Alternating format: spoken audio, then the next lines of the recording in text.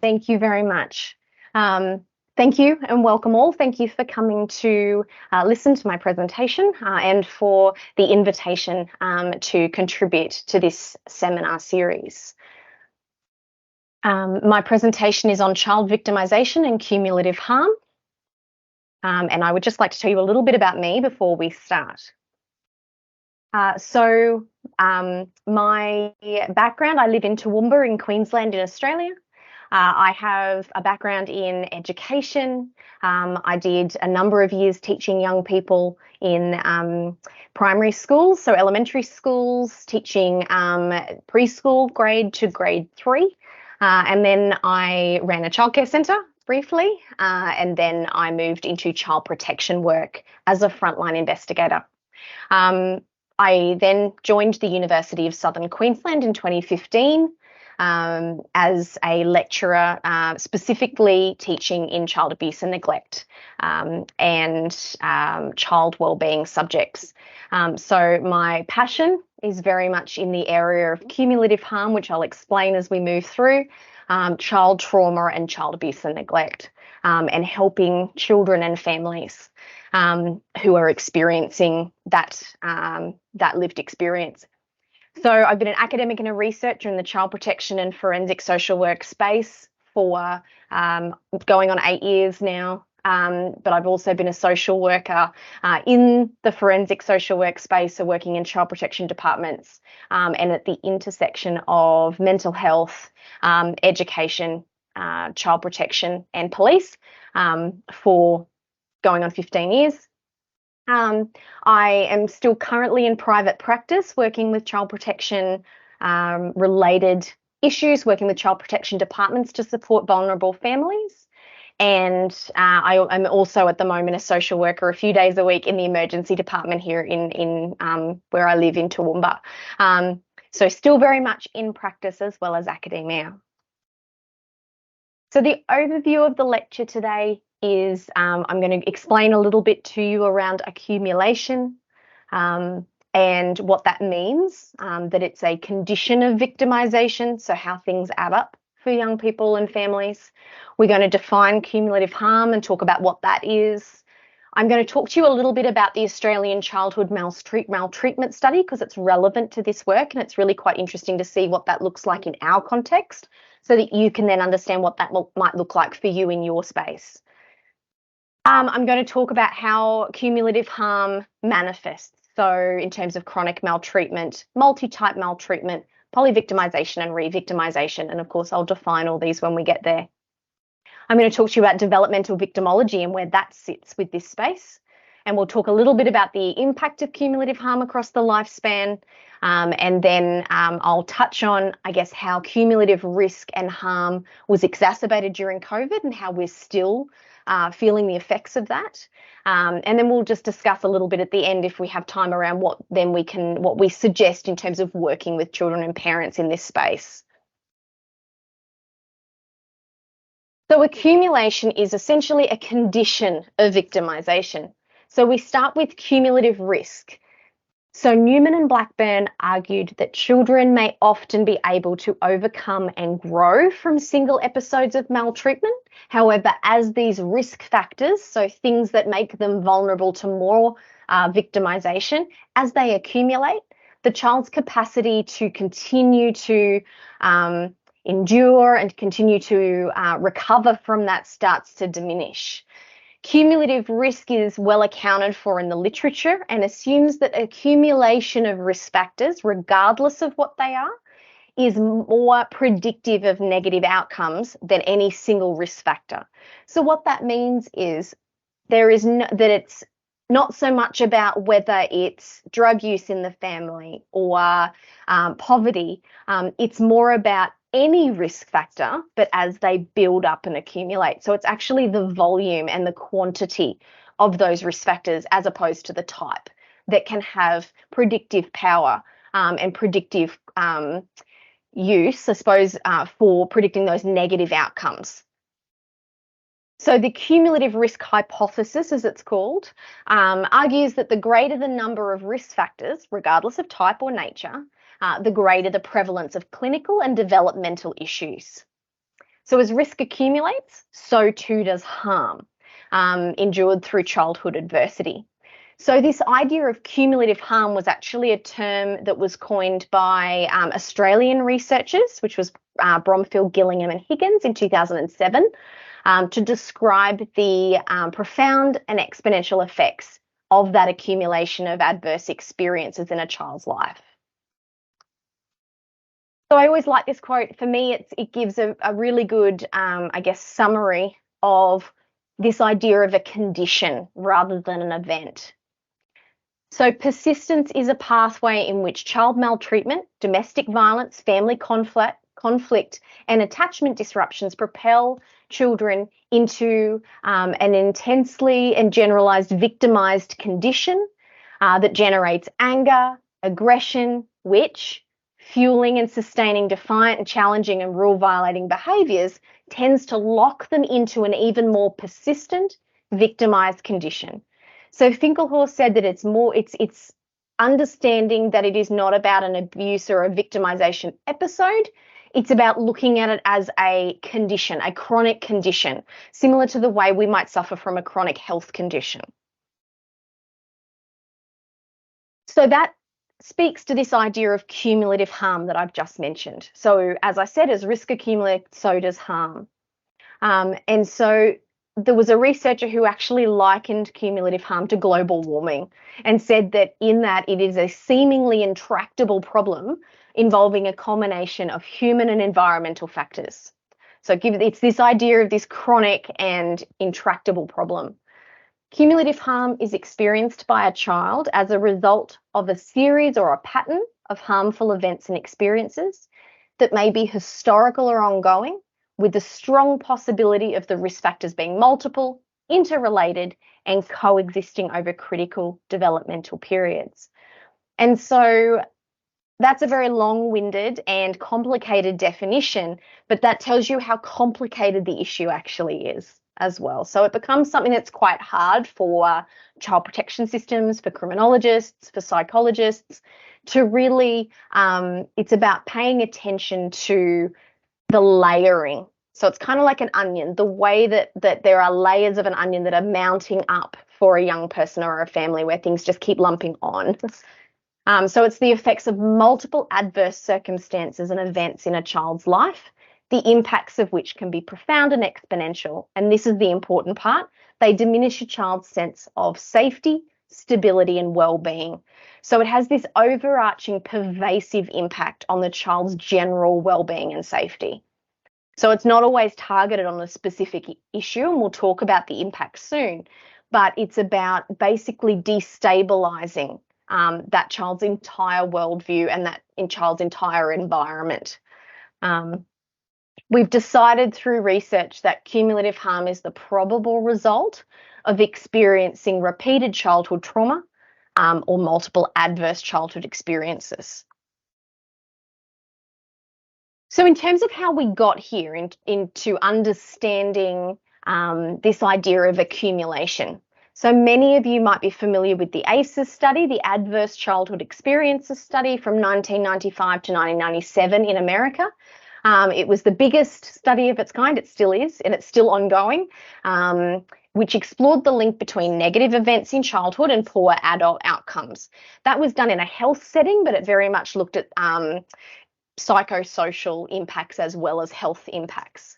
And in that study, they saw that 43%, so nearly half, indicated they had experienced some form of childhood adversity, and a huge number of those, so if I jump down to the bottom of this slide, those researchers found that of that 43%, 87% of that had experienced 2 or more ACEs, so multiple adverse experiences.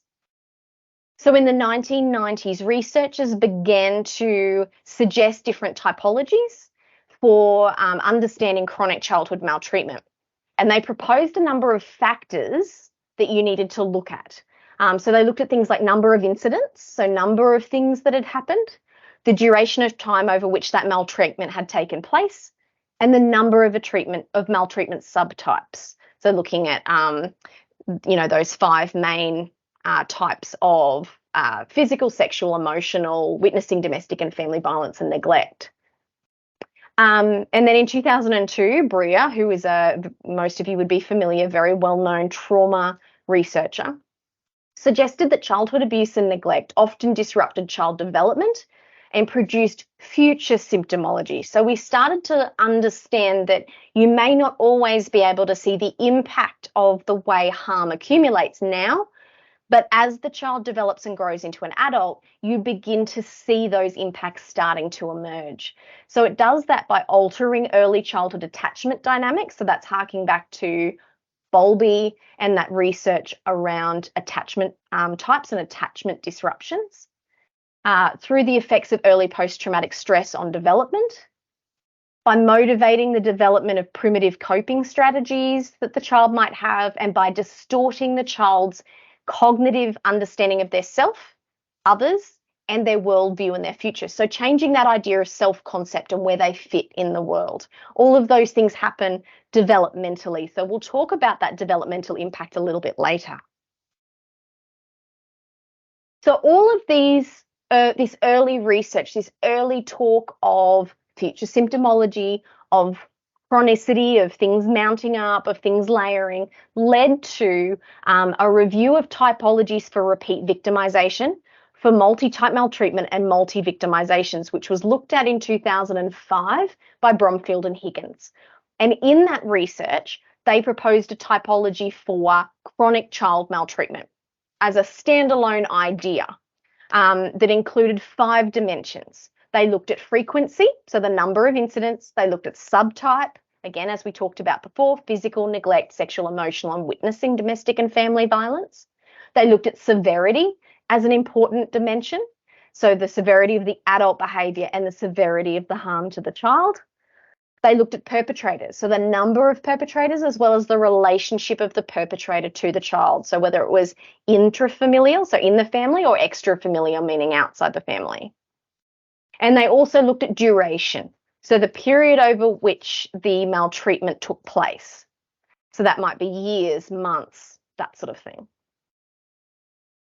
So from there, they developed, or they generated, the term cumulative harm, and that came from an extension of that work in 2007.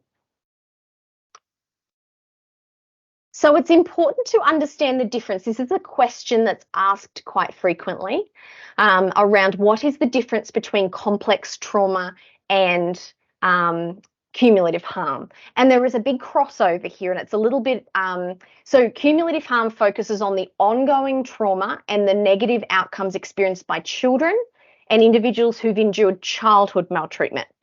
Complex trauma is then the model used to understand the complexity of those traumatic outcomes for survivors of any kind of victimization across the lifespan. So it's not specific to childhood. You can often experience cumulative harm, which results in complex trauma. So there's a relationship there. So chronic maltreatment can manifest in a number of ways, this idea of chronicity. So we mentioned this a little bit earlier, but looking at multi-type maltreatment, so that's a way of understanding the way those 5 abuse types, sexual, emotional, physical, neglect, and witnessing DV, how they interrelate. So when a child experiences more than one type of abuse, we call that multi-type maltreatment. A large percentage of adults who had experienced childhood maltreatment in research were subject to more than one type, and those who reported multiple abuse subtypes had significantly poorer life outcomes than those experiencing one or no abuse types. So we understand that often when somebody is experiencing one type, it will often go hand in hand and coexist with other abuse types. There's also this idea of polyvictimization, and this has been in research, in Finkelhor's research, as well as some Australian research, and it's a model to understand the way that traumatization is in fact bigger than just those 5 abuse types. So when a child experiences 4 or more victimizations over a 12-month period, and those abuse types include your 5 subtypes that we're looking at in terms of child abuse that I mentioned before, but also conventional crime, peer and sibling victimization, sexual victimization beyond the family, as well as witnessing and indirect victimization. So it might be property crime, it might be community violence, those sorts of things. So it's the way that we understand the way a child is repeatedly victimized, but broader than just that childhood abuse model and broader than those original ACEs as well, which looked at, your physical and emotional abuse as well as household dysfunction, which was then led to this understanding of re-victimization, or which is also in some cases called persistent polyvictimization, which looks at a broader model going across the lifespan. So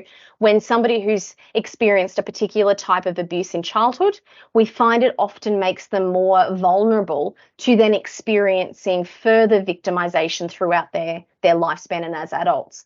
It's particularly common in sexual abuse. So we see that a childhood who's endured sexual abuse often goes on because of a number of factors, and there's a lot of research out there that talks about the development, how childhood victimization in terms of sexual abuse affects development, which then predisposes them to ongoing potential sexual abuse by other perpetrators in their life. Domestic violence is another one. You experience domestic violence and witness that as a child, you often have things that characteristics that build up for you that predispose you to then going into further victimization relationships and DV relationships. So there was just in the last 18 months, there has been an Australian childhood maltreatment study. So we have never, not dissimilar to the ACEs study in terms of it being a very large scale project, we have never as a country explored the prevalence of child abuse in our country in terms of research. So this was the first of its kind. So it's been very interesting to see how widespread childhood maltreatment is among Australians. And this is interesting in that you can compare this to your own statistics in your own country. But for us, 32%, and they explored thousands of participants. This was a really big study. 32% experienced physical abuse, 28.5% sexual. We actually found, for us, the biggest finding for our country was this prevalence of emotional abuse. So we've long felt that neglect was something that was underreported and specifically contributed to cumulative harm, that low threshold household dysfunction. And what this study started to tell us was actually maybe it is the emotional impact of that neglect. And so this was particularly important finding in terms of how emotional abuse contributes to cumulative harm. But I'll circle back to that in a moment.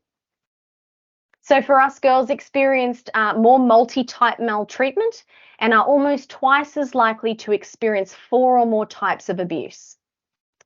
Most children who experience multi-type maltreatment experienced exposure to domestic violence as part of that experience. And I know this, I can, in terms of Professor Perez and his work in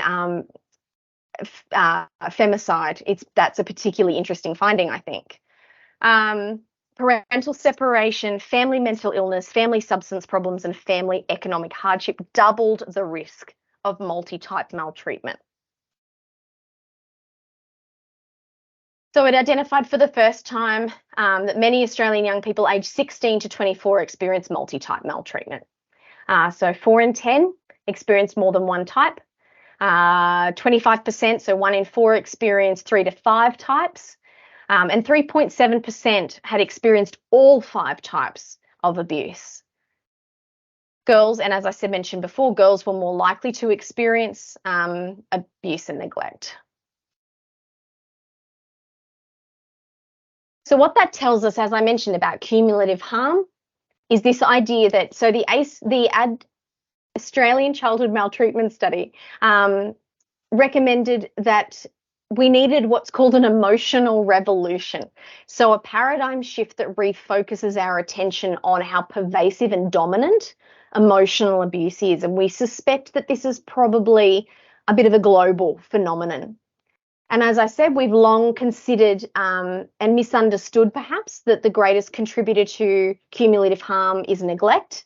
But this new research tells us that it's possibly the emotional impact of that neglect, emotional abuse, which causes the greatest cumulative harm. So that's a very important finding, especially in light of some research I did in my own PhD, which looked at what was the lived experience of cumulative harm in people who were now adults and looking back. And that study found, I was looking for the qualities. What are the qualities of cumulative harm? And we explored, or I guess we found that the qualities that embodied cumulative harm were persistent dysfunction, dysregulation, disadvantage, and disconnection. And all of those things very much speak to emotional experiences or emotional abuse or the emotional impact of abuse. It's all that idea of dysregulation and disconnection. It's very relational. So I guess this retrospective study, speaking to adults who had those childhood experiences, very much reflects the Australian Childhood Maltreatment Study in their findings around that emotional connection to cumulative harm.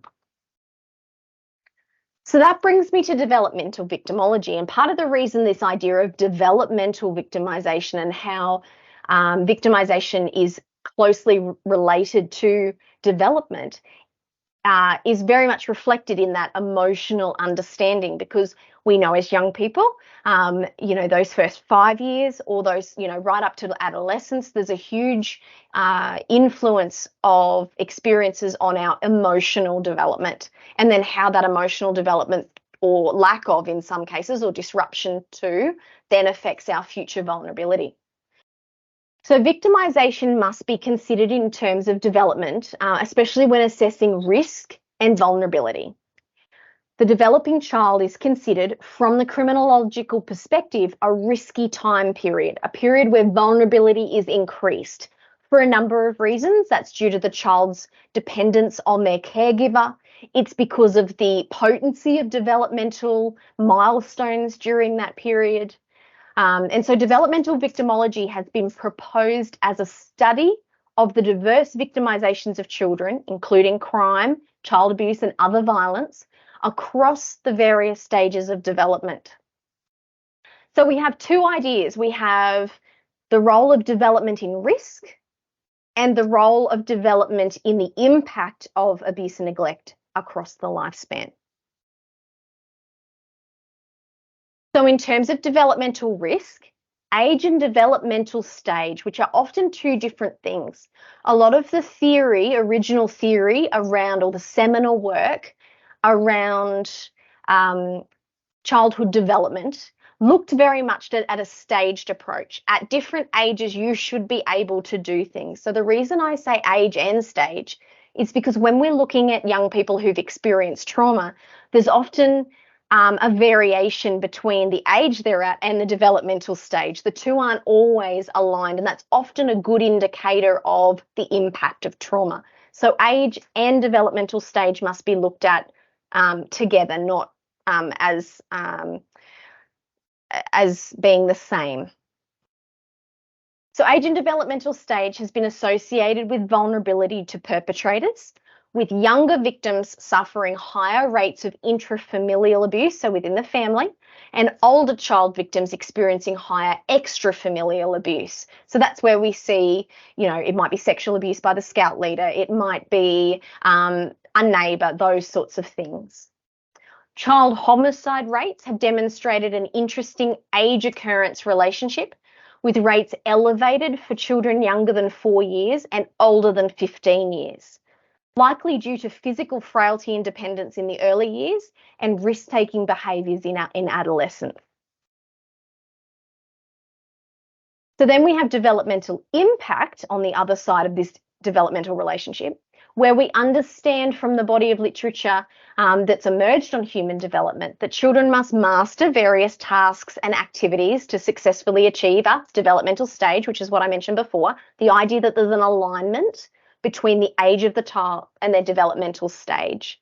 And then once they master that, they must move on to the next to align with the next milestone. So disruptions to such mastery would interrupt healthy development, thus have significant implications for the growth and functioning of an individual. So we see that in attachment, in emotional and relational development and physical. You know, you might have a child who the mother is experiencing a domestic violence relationship and is distant, is struggling, is harmed in her own way, and she is unable to connect to her young child because of that distraction of that abuse. And so the child lacks that emotional connection and attachment connection to their primary caregiver. And that then sets them up to have a disrupted development in terms of their relational development and their social development. So the developmental dimensions model of victimization impact was proposed by Finkelhor, again, a bit of a favourite of mine. Lots of good work in this space. Developmental differences can affect 4 distinct dimensions of victimization impact: the understanding of the victimization and its implications, disruptions to achieving developmental tasks, as I just mentioned, the impact on coping strategies, so the development of maladaptive coping strategies or no coping strategies at all, and environmental buffers located in their social and familial networks. So what we often find is when young people are experiencing abuse and neglect, if there are emotional buffers or safe and protective people within their social and familial networks, then the impact of that trauma or that harm is mitigated somewhat or reduced and minimized. So when somebody lacks those buffers, the impact on their development and on their lifespan is obviously higher.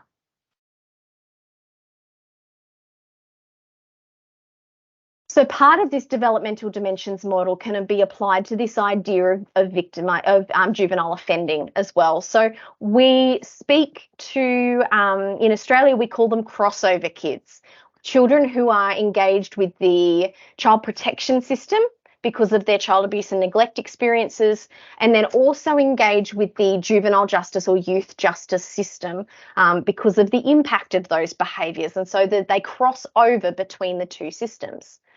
So this framework of developmental dimensions identifies a sequential pattern that maps an individual from victimization on development, impact of victimization on development, to help illustrate the influence of that victimization and trauma on potential juvenile and adult offending behaviours.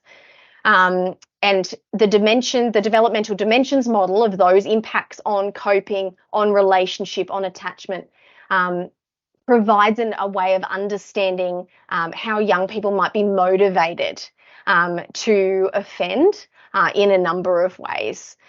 We see that in gang-related alignment or belonging, you know, that need for identity and belonging. So they seek out or they are vulnerable to gangs, to violent extremism, those sorts of things. We also see it in stealing. We see it in some of those relational related offences. So it might be even things like rapes, domestic violence, all those sorts of things tend to be motivated out of what's happened to them in their youth. We also look at cumulative harm and how it relates directly to domestic and family violence. So exposure to domestic and family violence is a frequent contributor to cumulative harm, taking into account the role witnessing violence plays in development and attachment, as I've said before, and considering the intergenerational cycle of domestic violence. So the way that experiencing violence in childhood then predisposes you to potentially either engaging in your own violence towards others because you haven't had that modelling around conflict management and mediation, or in terms of your choice of partners in being vulnerable to other perpetrators, and producing then cumulative harm, which is then felt for generations. Chronic exposure to domestic and family violence, so the accumulation of DV exposure itself, can distort a child's social cognition, affect their self-concept and sense of identity, their understanding of social problem solving and perspective taking, which can lead to a mistrust social disability, diminished relational capacity, and if left unaddressed, trauma associated with exposure to domestic violence and intimate partner violence can have lasting effects on that child's development and well-being, including depression, low self-esteem, anxiety, poor coping mechanisms, suicidal thoughts, eating disorders, self-harm, substance misuse, physical symptoms such as chronic pain, and a lot of this harks back to the ACEs study as well. And there's also this the link between domestic violence and family conflict. So we see a lot of this in our family law, what we call our family law system. So when you have couples who are separated and getting divorced, who are going through our legal system to ascertain things like child custody. And it tends to generate a great deal of parental conflict, both prior to the separation and then during the separation itself. And we often find that parental conflict, especially that which is associated with a history of domestic violence, is identified as a common risk factor for recurrent maltreatment and exposure to that chronic dysfunction and disconnection that we mentioned before with regard to cumulative harm. And recurrent and chronic maltreatment, of course, frequent contributors to cumulative harm. Our Family Court of Australia had concluded that in families where there is a high level of conflict and animosity between parents, children are at a greater risk of developing emotional, social, and behavioural problems, as well as difficulties with concentration and educational achievement, which is, of course, in and of itself, cumulative harm. So, in terms of impact, we believe, as I've said, that chronic neglect has always been a frequently underreported and underestimated type of abuse that is a frequent contributor to cumulative harm. The reason for that is that chronic neglect often coexists with other abuse types. So you have that multi-type maltreatment. And that it is often quite pervasive and has a habit of being under-addressed in terms of our services and our systems. So when I talk about chronic neglect, I'm talking about things that are often considered low threshold. So where the child is exposed to an untidy house in terms of unhygienic, we often see squalor and hoarding in that context. Where the child is not being provided with their basic necessities, so sufficient bedding, sufficient clothing for the weather, sufficient housing. They may be homeless, those sorts of things. We often see that low-level chronic neglect is not reported or not addressed in our child protection system. And when it's not addressed and it keeps falling through the cracks, for lack of a better word, we see that is where it tends to layer upon layer, and that's where it accumulates to such a degree. And it often has to get to a really significant crisis point where the accumulation is out of control before services will step in. So that's why chronic neglect tends to be a priority area for those addressing cumulative harm. But in light of what we know about emotional, we are now focusing on the emotional impact of that chronic neglect and broadening that understanding. Trauma, of course, Van der Kolk's work, looking at the developmental effects of trauma. This is pretty much a generic statement around the way cumulative harm might affect a young person, around complex disruptions of affect regulation, disturbed attachment patterns, shifts in emotional states that are uncontrolled and unregulated, loss of what they refer to as autonomous strivings, but that's about wanting to be independent, wanting to get an education, get a job, seeing a future for yourself. And we see that a lot in our adults who've experienced childhood trauma, where they're stuck in their lives, unable to progress, unable to make a valuable contribution, which of course then contributes to things like substance misuse, mental health, and financial stress. Aggressive behaviour to self and others, anticipatory behaviour, so hypervigilance, hyperarousal, waiting for the next trauma to occur, unable to bring their toxic stress levels back down and their stress system that we use to manage our stress tends to stay on, which is where you get a lot of those neurological impacts of trauma. Lack of awareness of danger resulting in self-endangering behaviours. We particularly see this in teenagers and young people around their risk-taking behaviours being excessive. And a lot of issues around self-conflict, self-hatred, self-blame, ineffectiveness, and how that impacts their sense of self. We understand that cumulative harm affects brain development. As I said, looking at toxic stress. We have an internal stress management system that flicks on and off as we need it to manage our stress. But when a child is experiencing repetitive and patterned toxic stress, those systems can't turn off. They stay on all the time, which means that their system is being flooded with those stress hormones all the time. And they're basically staying in survival mode. And they're unable to go into other areas of their brain that relate to thinking, to rational decision making, those sorts of things. They're just in self-protection. And they're basically saying, I can't hear you, I can't respond to you, I'm just trying to be safe. And that we see a lot of that in classrooms with teachers of children who are struggling to engage in academia, in school, in education, because their brain is not in that space. Their brain is not able to learn because they're too busy surviving, which of course has long-term implications. It of course affects behaviour. The earlier abuse, the more probable the behavioural problems will develop in adolescence and stretch into adulthood. It can be externalizing behaviours as aggression and hyperactivity, or internalizing behaviours, which is often withdrawal, sadness, isolation, and depression. Growing up in an abusive family may teach the child that is how you manage conflict with violence and aggression, which of course then perpetuate the cycle of violence as the child moves into adulthood. Equally, excessively harsh discipline may also develop a sense of hostility in victims, and as a result in further aggressive behaviours towards their own families and their own children. A lot of this is around attachment. Attachment is our prototype, our first example of how to relate to others in the world. And if that is not healthy, we will tend to mimic those experiences as we develop and grow, because we learn from that first experience of relationship and then go on to continuously repeat it, which is my next slide. I should have just waited, shouldn't I?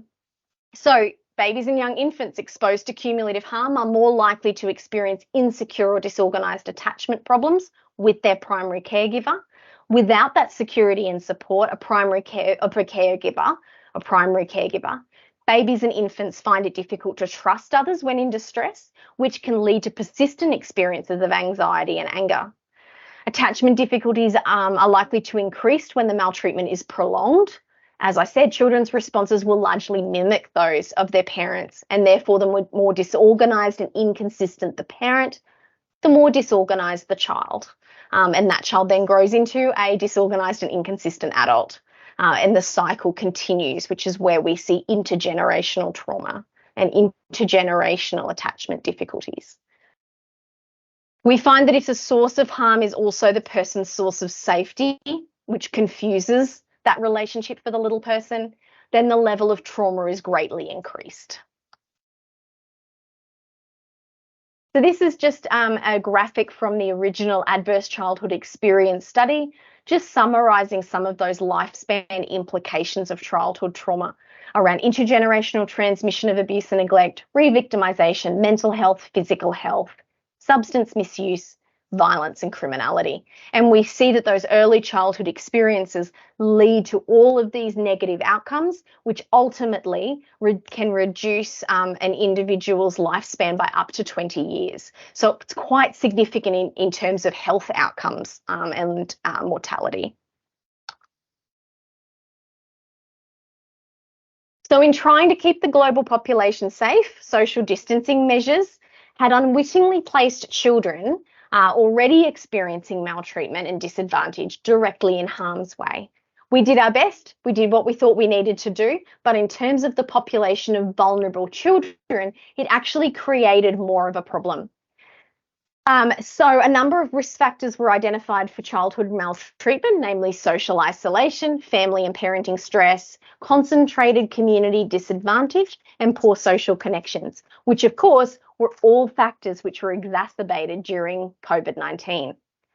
The early evidence during the pandemic indicated that the condition of isolation implemented to kind of reduce and flatten the curve on the spread of COVID-19 effectively restricted children's exposure and access to the services and supports and monitoring that they had during pre-COVID times and placed them at increased risk and basically in an intense environment of exacerbated stresses and risks. So it increased everything that was already there for vulnerable children, then doubled.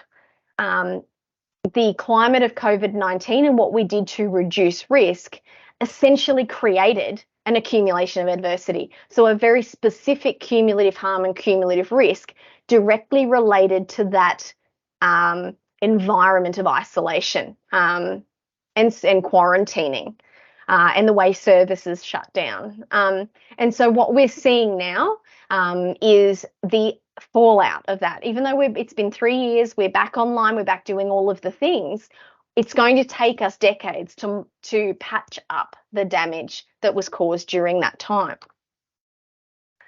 So in terms of COVID and accumulation, perpetrators had increased and unfettered access due to increased exposure to online environments. The already strained units were forced into isolation, intensifying those tensions. Unemployment and financial stress contributed to an already volatile environment. And I'm not sure what it's like where you are, but I know in Australia we are essentially in a recession and we have significant cost of living issues that have been directly related to the pandemic, where cost of living has increased hugely, so which of course has increased financial stress on families, and our homelessness problem has tripled. So things like that we're still now trying to manage. Previously relied upon sources of monitoring, routine, safety, such as schools and childcare, we know shut down, which of course meant that children didn't have access to those services. Harm experienced through maltreatment may be significantly increased when the environment closes in, such as with COVID-19. We also see this with other natural and global disasters. We saw it with Katrina. We saw it with even 9/11. We've seen it with many of these global disasters, and we're having so many more of those. I know in Australia we've got bushfires, we've got floods, we've got all sorts of things. And so the environment in different areas closes in, reduces services, reduces access, and reduces monitoring. It also shuts people in, whether it be in evacuation centres, whether it be in homes. And so all of these stresses are increased. So it's very important to also process this idea of cumulative harm through what's happening in the world at the time or in your community at the time. Okay, so this brings me to, I guess, working with children with cumulative harm. So it's important to understand that the brain that is altered in destructive ways by trauma can also be altered in reparative ways or healing ways. Exposing the child over and over again to developmentally appropriate experiences is key. So what we found is, and there was some research that came out building on the idea of adverse childhood experiences and flipping it to look at positive childhood experiences to say, well, if we understand that adversity accumulates and that repeated negativity causes damage, then can we flip that and understand that repeated positive experiences repairs the damage? So not the most complicated principle, but certainly something that's now confirmed in research, that if we are going to undo the damage caused by cumulative harm and repeated negative childhood experiences, the only way we can do that is with equally adequate repetition for therapeutic and healing influences and interactions. So we basically need to override all of the negative repetition with positive repetition. So that's the principle for undoing, I guess, cumulative harm. If interventions with children who've experienced cumulative harm are going to work, the number of repetitions required cannot be provided in weekly therapy. Effective therapeutic and enrichment interventions must recruit other adults. So we look very much at a systemic, we look at Bronfenbrenner and this idea of ecological systems. Who can we recruit in a young person's system and in a young person's environment to protect, to support, to offer services, and to build up a system around that young person that is safe, not just addressing that traditional family unit.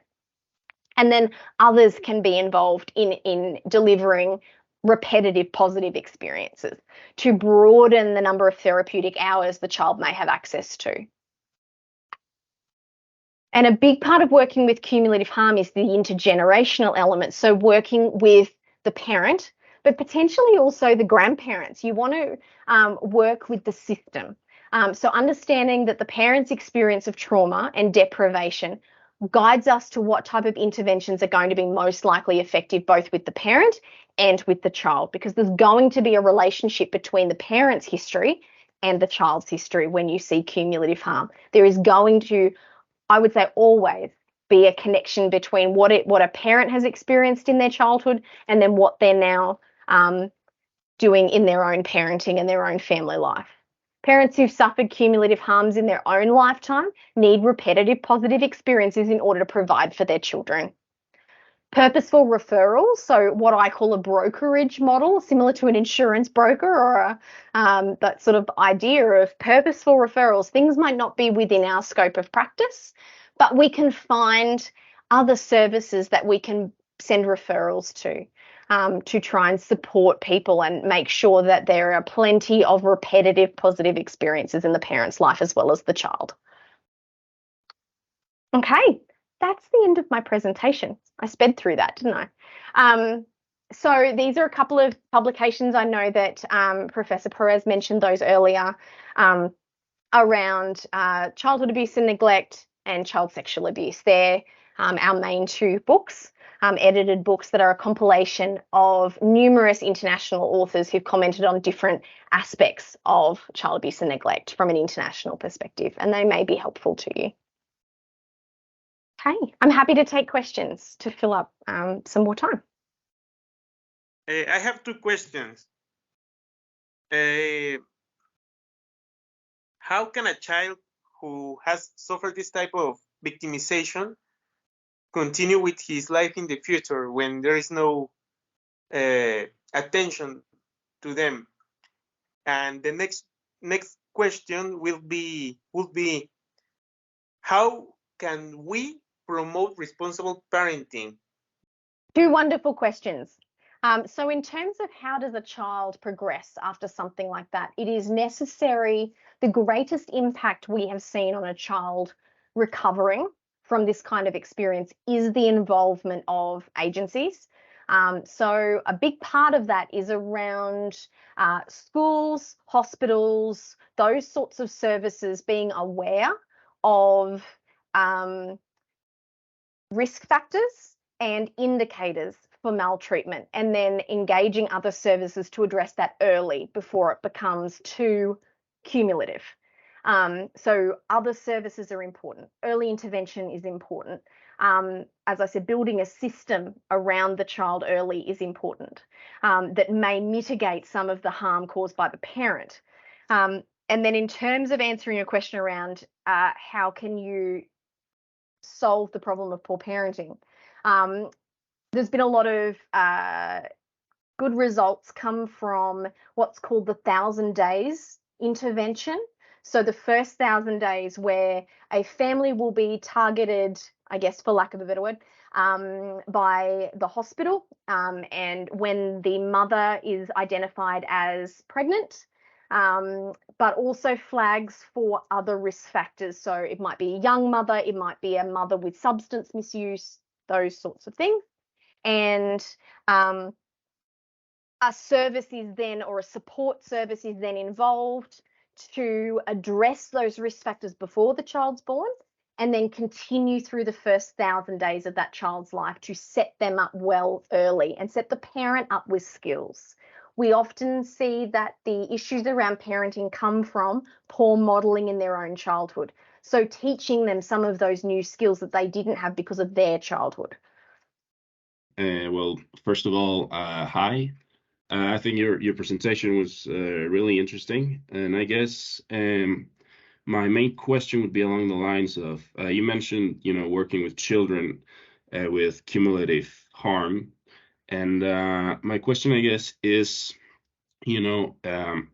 as the children grow up, eventually they'll go into adolescence and whatnot, right? So I think that there's a chance in those cases that, well, the person might start, looking at their, let's say, trauma, for lack of a better word.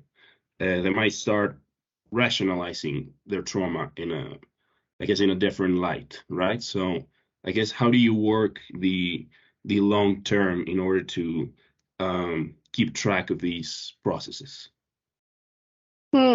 So that's, I guess what you're talking about is the way children normalize abusive experiences to then help cope with them. Would that be fair?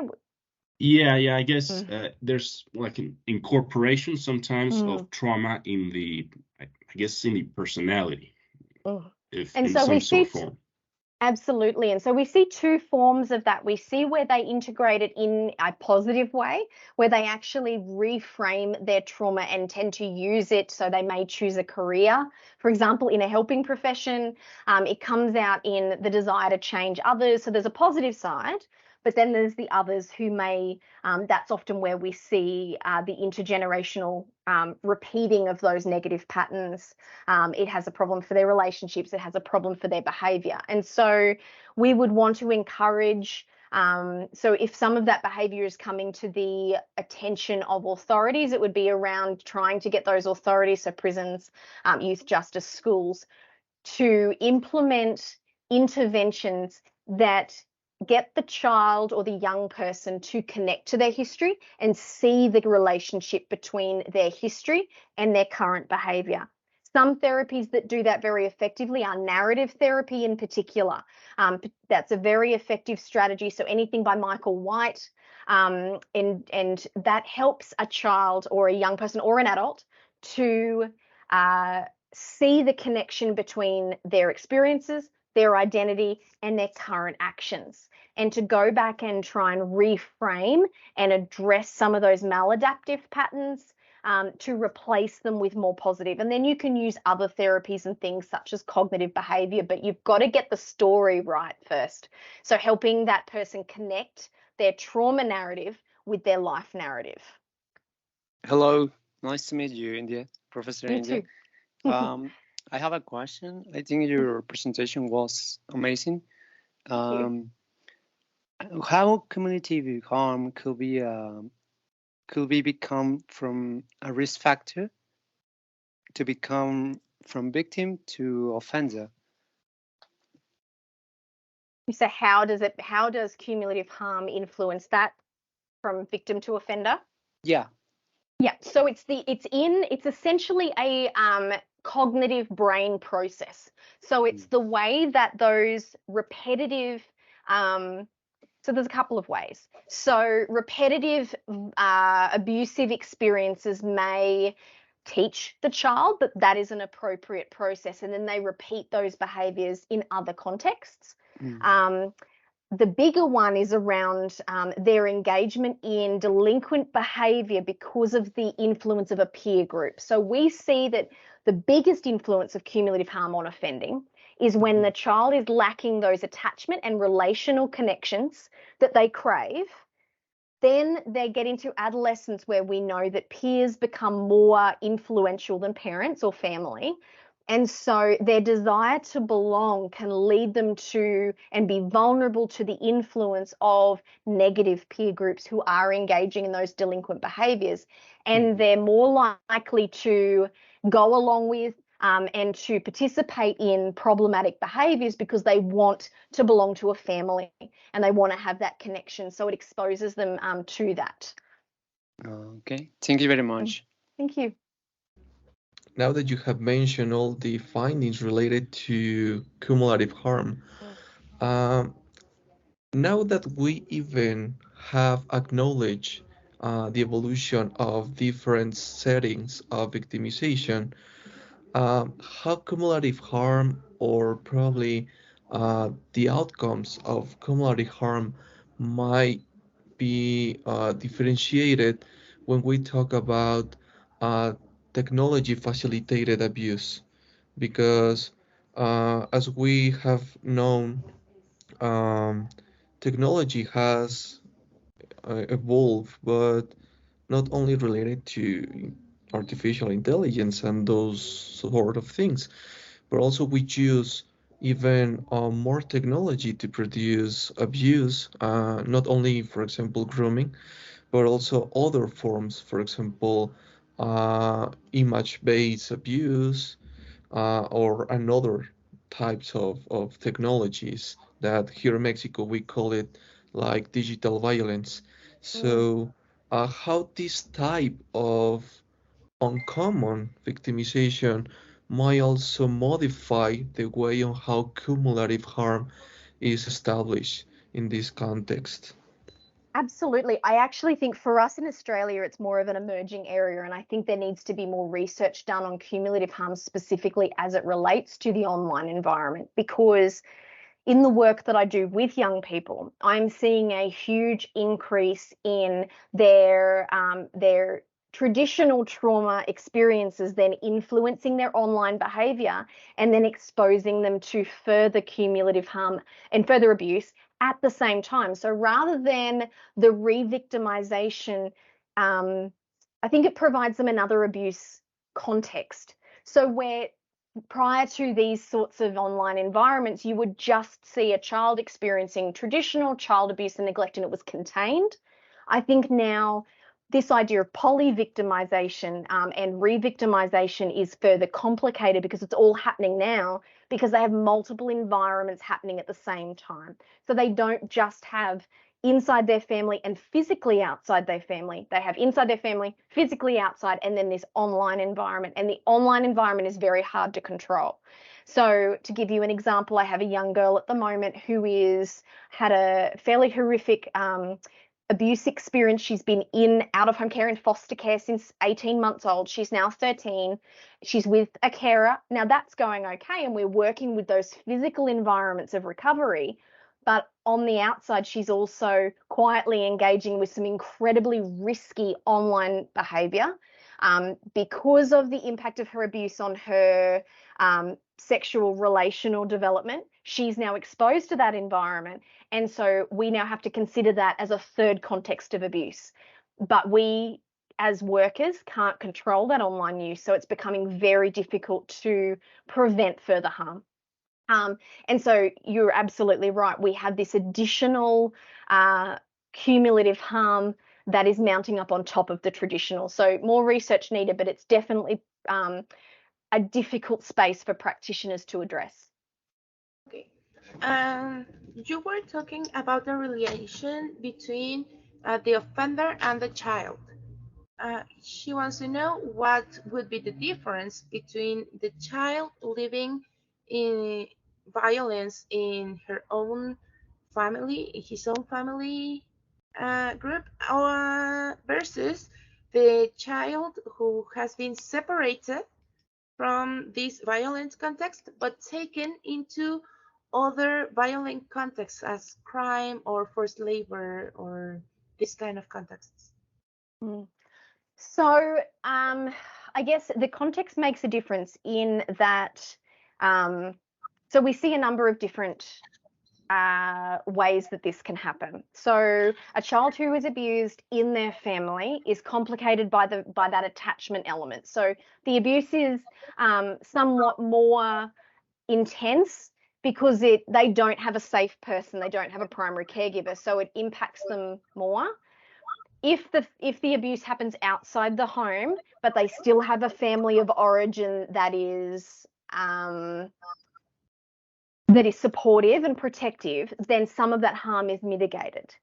If the harm happens in the home and they have that experience, and then they're taken either into a foster care situation, which is also adverse or abusive or second rate and not great, then, or they go into another outside family environment, like it might be a gang or something like that, where that's abusive.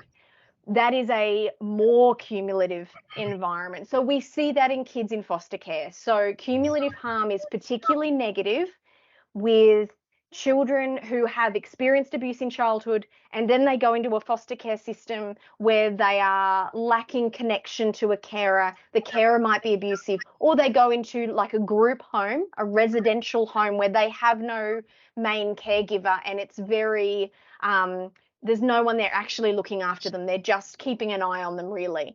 And so we see that harm made worse. We see it exacerbated and accumulates again. So it's another layer of harm that happens because they're then in another abusive environment, and they're in another. So it's similar to the online, where you have another abusive environment that now contributes to the accumulation. Does that answer your question? Talking more about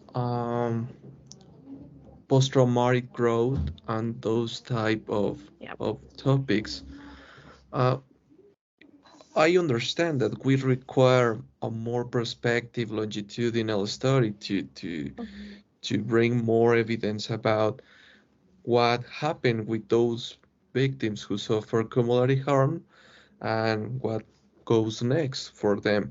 But based from your experience, as you work with some people who have suffered adversities, and they have some influences in some life course projects, such as decisions related to profession and those things. What did you see in terms of positive growth, in terms of what I would like to also call like a point of transition or a desistent context, but related to victimization? Can you see, or did you identify a decrease in sense of vulnerability of those people, of those children who probably now are probably young adults, or even older adults? We did so as part of my PhD, we did I interviewed 12 helping professionals, so psychologists, social workers, parole officers, things like that, who had childhood cumulative harm, and then went on to choose a career to help others. And they, all bar one, had very positive experiences. So what we saw was that they had actually used their career to reauthor their trauma narrative into a career narrative, which gave that trauma value and gave it a purpose, and they were able to then use it. And that was a very healing process to do that. The only individual who struggled was one who was not able, she was still in the thick of her trauma symptoms. So all of these individuals were people who had done some therapy. It was a big distance between their trauma and their current circumstances, and they had done quite a bit of personal work, personal therapy to get to this point. And they were able to show a lot of insight and reflection into the way that their career narrative was now remedying their trauma. And they were able to show that post-traumatic growth. For a lot of people, it was about righting past wrongs. It was about learning. So it was about learning about their own history by helping others. And so a lot, even getting the qualification of psychologist, they did a lot of personal learning about psychology, which then they related to themselves. So the qualification itself was helpful. A lot of altruism, a lot of, we don't want this to happen to anybody else sort of thing. Very few people actually struggled and actually had negative impacts on their career by choosing a career choice. For most people, it was a positive thing. And so we then surveyed for 300 so many people, 300 odd participants, who we then asked them about their career choices, and we found that that was a generalizable finding, that there was a huge number of people who went into this to address their own childhood, but to create this reauthoring experience, which is actually a narrative therapy process, ironically. So there's actually a certain therapeutic element to career choices that match your childhood experiences. Great. So that give us, or probably shed light that also narrative victimology could be Yes, a good framework to use for from a absolutely. positive perspective, Yeah. like how do victims perform once they have probably growth, or Mhm. how they perform once the probably the main context of vulnerability are decreasing. So Yes. now that you have mentioned that, I take into account the probably the functionality of even a current topic such as a narrative victimology, and how we can uh, elevate the voice of those victims, and also avoid to invisibilize all Mm. those experiences. Yes, absolutely. Oh, I agree wholeheartedly.